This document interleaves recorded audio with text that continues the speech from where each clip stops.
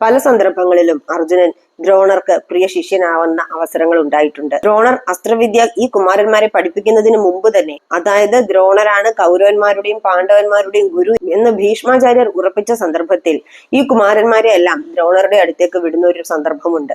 അപ്പോൾ ദ്രോണർ ചോദിക്കുന്നുണ്ട്, നിങ്ങൾ ഈ വിദ്യയെല്ലാം ഞാൻ പഠിപ്പിച്ചു കഴിയുമ്പോൾ എനിക്ക് വേണ്ടി ഒരു കാര്യം ചോദിച്ചാൽ നിങ്ങൾ അത് ചെയ്തു തരുമോ?